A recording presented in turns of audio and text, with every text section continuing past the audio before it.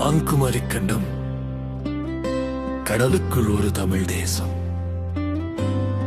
இன்று நாம் காணும் கன்னியாகுமரிக்கு தெற்கே ஒரு மிகப்பெரிய நிலப்பரப்பு இருந்ததாகவும், அதுவே தமிழர்களின் ஆதித்தாய்மண் என்றும் சங்க இலக்கியங்கள் கூறுகின்றன. இது ஆப்பிரிக்கா முதல் ஆஸ்திரேலியா வரை பரவியிருந்த ஒரு கண்டம் என்று சில ஆய்வாளர்கள் கருதுகின்றனர்.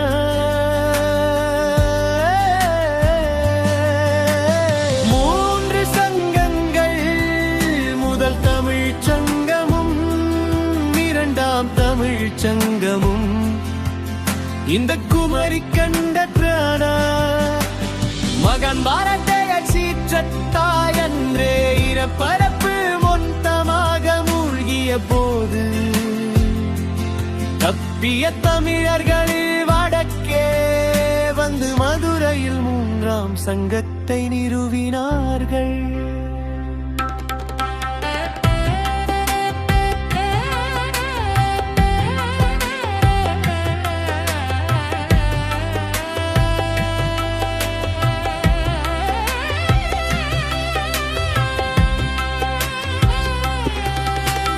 மர்மம் இன்றும் கடலடியில் ஆய்வுகள் நடத்தினால் அங்கே பிரம்மாண்டமான நகரங்கள் இருப்பதற்கான வாய்ப்புகள் அதிகம் என்று நம்பப்படுகிறது.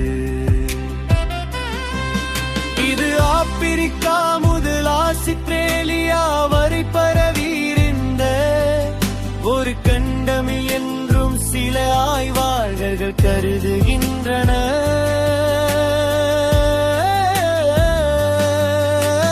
மூன்று சங்கங்கள், முதல் தமிழ்ச் சங்கமும் இரண்டாம் தமிழ்ச் சங்கமும் இன்று குமரி கண்டத்தில் மகந்தாத கடல் சீற்றத்தால் என்றே நிலப்பரப்பு மொத்தமாக மூழ்கிய போது தப்பிய தமிழர்கள் வடக்கே வந்து மதுரையில் மூன்றாம் சங்கத்தை நிறுவினார்கள்.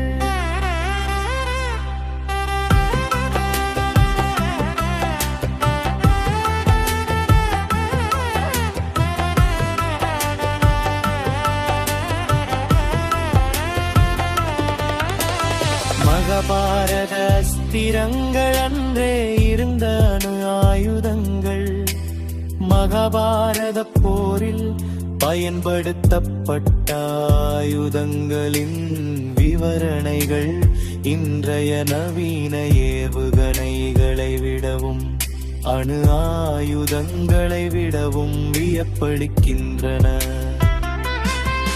பிரம்மாஸ்திரம் இதை ஏவும் போது 1000 சூரியன்கள் ஒன்றாக உதித்தது போன்ற வெளிச்சம் உண்டாகும் என்று கூறப்படுகிறது. இது எவ்விடைய தெர்மோநியூக்ளியர் குண்டுகளை நினைவூட்டுகிறது.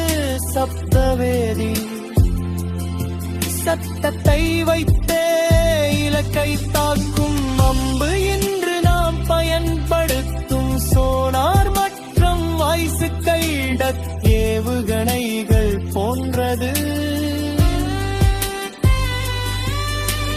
மோகனாஸ்திரம் எதிரி படைகளை அப்படியே மயங்கி தூங்கச் செய்யும் ஆயுதம் இன்று பயோலாஜிக்கல் ஆயுதங்களாக திகைய பார்க்கிறார்கள்.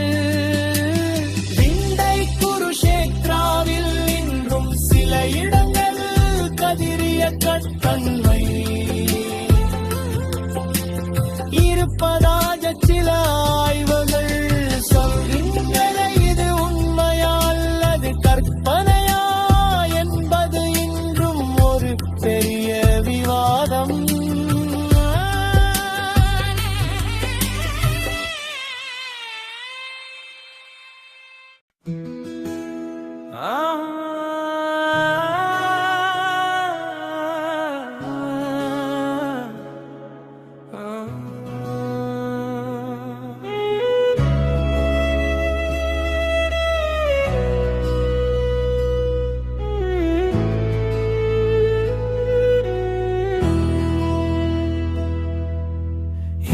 குமரி கண்டம் நமுலியா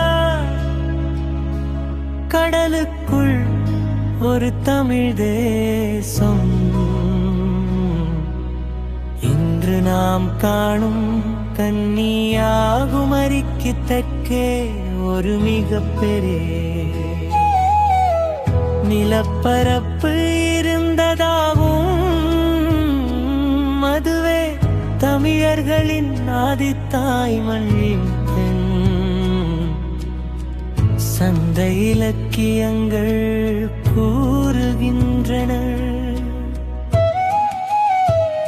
பிரம்மாண்ட பரப்பு இது ஆப்பிரிக்கா முதல் ஆஸ்திரேலியா வரை பரவியிருந்த ஒரு கண்டம் என்று சில ஆய்வாளர்கள் கருதுகின்றனர். மூன்று சங்கங்கள், முதல் தமிழ் சங்கமும் இரண்டாம் தமிழ் சங்கமும் இந்த குமரி கண்டத்து தான் நடந்தன. கடல் சீற்றத்தால்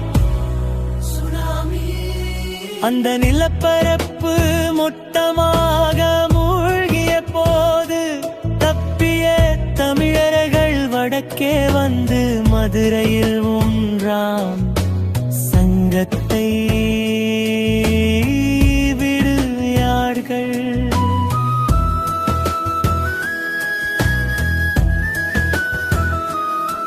மறுமுன் இன்றும் கடலடியில் ஆய்வுகள் நடத்தினாங்கே பிரம்மாண்டமான நகரங்கள் இருப்பதற்கான வாய்ப்புகள் அதிகம் என்று நம்பப்படுகிறது.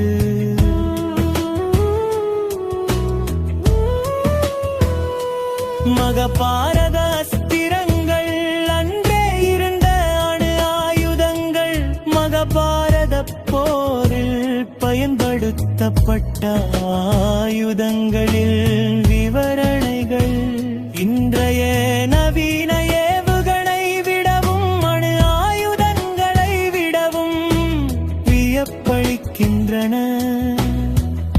பிரம்மாஸ்திரம் இதை ஏவும் போது 1000 சூரியன்கள் ஒன்றாக உதித்தது போன்ற வெளிச்சம் உண்டாகும் என்று கூறப்படுகிறது. இது இன்றைய தெர்மோநியூக்ளியர் குண்டுகளை நினைவூட்டுகிறது. சப்தவேதி சத்தத்தை வைத்தே இலக்கை தாக்கும் அம்பு இன்று நாம் பயன்படுத்தும் சோனார் மற்றும் வாய்ஸ் கைடட் ஏவுகணைகள் போன்றது.